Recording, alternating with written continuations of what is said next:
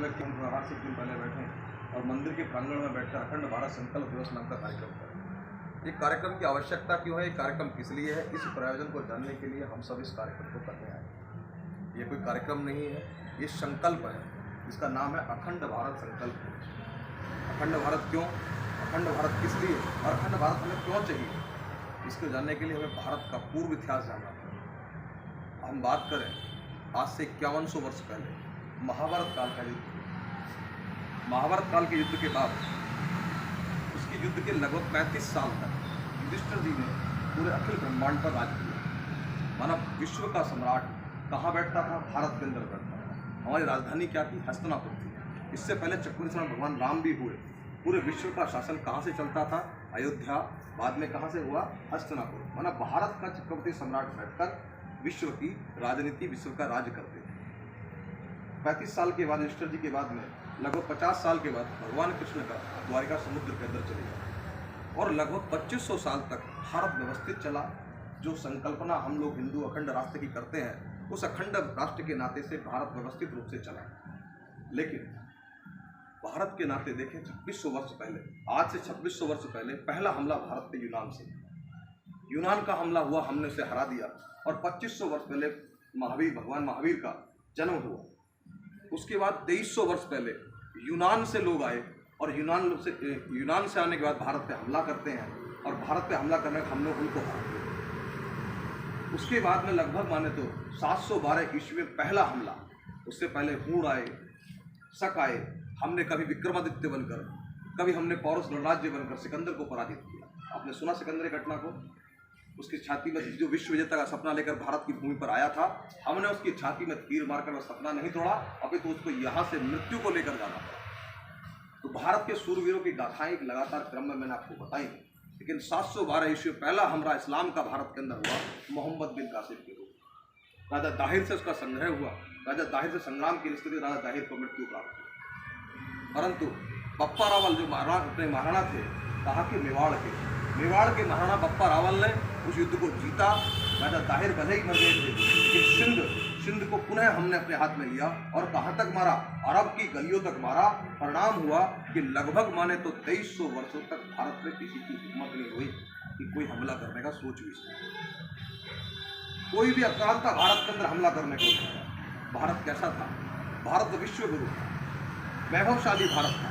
जब विश्व के अंदर कोई शिक्षा नाम की चीज नहीं थी, तो भारत के अंदर उस समय सैकड़ों यूनिवर्सिटी काम करती थी।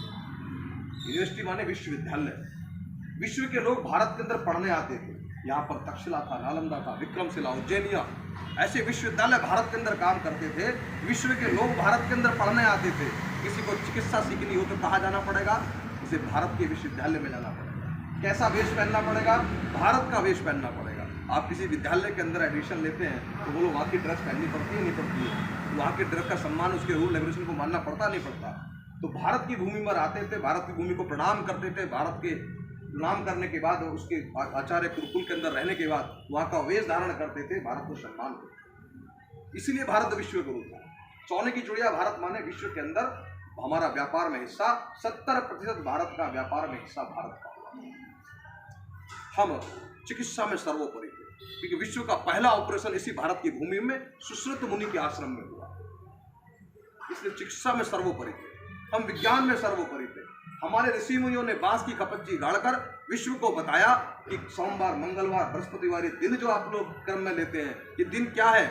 ये दिन सूर्य से पृथ्वी की दूरी कितनी है, इस आधार पर, जिस ग्रह की जितनी दूरी, उस आधार पर क्रमों का एनालिसिस करके उन दिनों का नाम रखा, जिनका नाम ग्रहों के आधार पर सोम, मंगल, बुध, बृहस्पति, शुक्र, शनि और रवि माने सूर्य। सूर्य से हमारा, रवि से हमारा दिन प्रारंभ हो, जो सप्ताह के दिन प्रारंभ होते हैं। सूर्य माने जिससे उत्पत्ति सब ग्रहों की। ये हमारा विज्ञान था।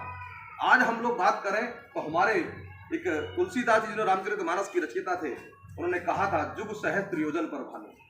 माना हमारे तुलसीदास जी को पता था कि दूरी कितनी है सूर्य की, पृथ्वी की। उन्होंने बताया जुग सहस्त्र योजन पर भानु। इसको अगर एनालिसिस करा तो पता लगता है कि जितनी सूर्य से वर्तमान दूरी पृथ्वी की है, वह कौन बता रहे हैं? हमारे तुलसीदास जी बता रहे हैं। हमारे आर्यभट्ट। हम बात करें गणित की तो हमारा वैदिक गणित की बात हम लोग करते हैं तो पता लगता है कि जो पाइथागोरस थ्योरम आप लोग पढ़ते हो, वो किसका है? वो बोधायन का शल्व सूत्र है। माना हम गणित में निपुण। हमने केवल 0 या 1 ही नहीं दिया, हमने विश्व को गणनाएं दी हैं। गणनाओं का पहला ज्ञान भारत से ही हुआ और विश्व के नाते हमने बताया कि पहला सूर्य ग्रहण किस दिन पड़े। मैं मालूम है सबको कि मावस के दिन क्या पड़ता है, सूर्य ग्रहण पड़ता है, और पूर्णमासी के दिन ही चंद्र ग्रहण पड़ता है। समुद्र में कब हलचल होगी, कैसा होगा, ये कौन बताने वाले थे? भारत के वैज्ञानिक बताने वाले। विश्व की भाषा, संपर्क की भाषा संस्कृत थी, सभी ग्रंथों की भाषा संस्कृत थी, संस्कृत सभी भाषाओं की जननी थी। और संस्कृत का केंद्र कौन था? संस्कृत का केंद्र भारत था। आज वर्तमान की बात करें तो नासा ने अपने यहाँ वैज्ञानिकों को रखने के लिए उनका जो टाइमिंग पीरियड या उनका जो एजुकेशन सिस्टम रखा है, उन्होंने कहा संस्कृत हमारे यहाँ अनिवार्य है। जो संस्कृत को जानेगा वही नासा के अंदर वैज्ञानिक बनेगा। आप देखिए संस्कृत की विशालता कितनी। यहाँ तक कि पूर्व के राष्ट्रपति एपीजे अब्दुल कलाम ने अपने जीवनी के अंदर लिखा था कि मैं गीता और वेदों को पढ़कर कितना बड़ा वैज्ञानिक बन गया। माना जिसको संस्कृत के विषय में ज्ञान हो गया, वह बहुत सारे साहित्य किस भाषा में लिखा हुआ है? संस्कृत के अंदर लिखा हुआ है। और संस्कृत हमारी किसकी भाषा थी? भारत की भाषा थी, हमारे संपर्क की भाषा थी। उसके नाते हम बात करें भारत का गौरवशाली इतिहास, हम विश्व में सर्वोपरि, विश्व को हमने सैकड़ों चक्रवर्ती सम्राट की, चक्रवर्ती सम्राट माने यहाँ बैठकर वह विक्रमादित्य के रूप में होंगे, वह भगवान राम के रूप में, भगवान कृष्ण के रूप में होंगे, युधिष्ठिर अर्जुन के रूप में होंगे, बैठकर पूरे विश्व का शासन करते। लेकिन हमारी अखंडता टूटी कब? हमारी अखंडता टूटी हमारे आपसी मतभेदों के कारण। लगातार 17 बार कोई मोहम्मद गोरी आकर भारत की भूमि पर पृथ्वीराज चौहान के साथ में युद्ध करने का साहस करता है, क्योंकि वहां कहीं ना कहीं हम भी किसी न किसी रूप में वहां मौजूद थे। चाहे जयचंद के रूप में रहे हो, किसी रूप में रहे हो, हमने भारत की अखंडता को टूटते हुए हमने स्वयं उसके कारण बने। 17 बार मोहम्मद गोरी को पराजित करने वाला सम्राट पृथ्वीराज चौहान, दिल्ली का अंतिम शासन था।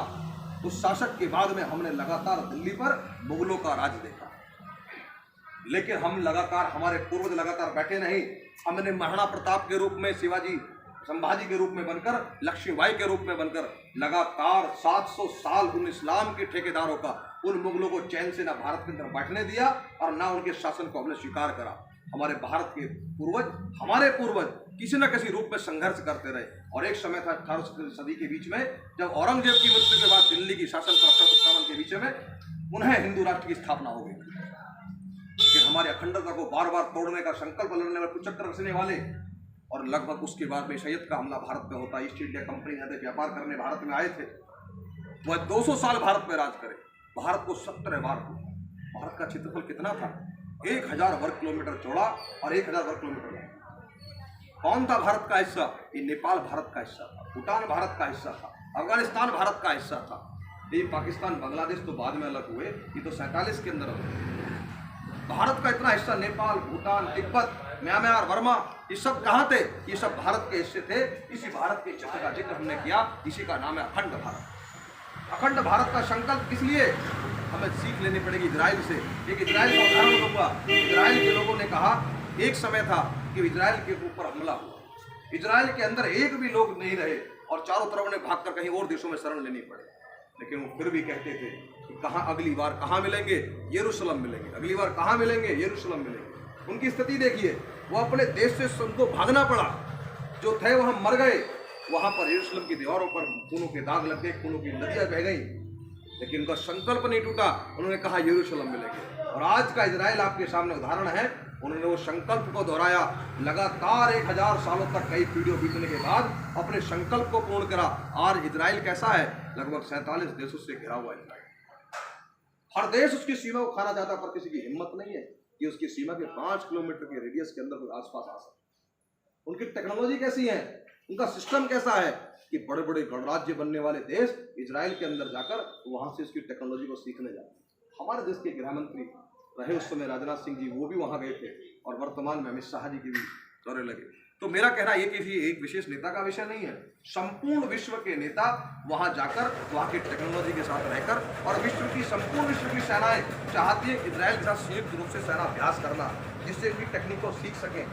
आज मैं 47 देशों से गिराने के बावजूद भी अपने देश की अखंडता की रक्षा करने के लिए खड़ा। लेकिन वर्तमान 47 के अंदर जो देश के उस समय नेताओं की परिस्थिति रही, उनकी मनोदशा के चलते भारत के अंदर उस समय भारत खंडन विखंडन की राजनीति चली। हमने भारत माँ को छिन्न भिन्न होते 1947 के अंदर देखा।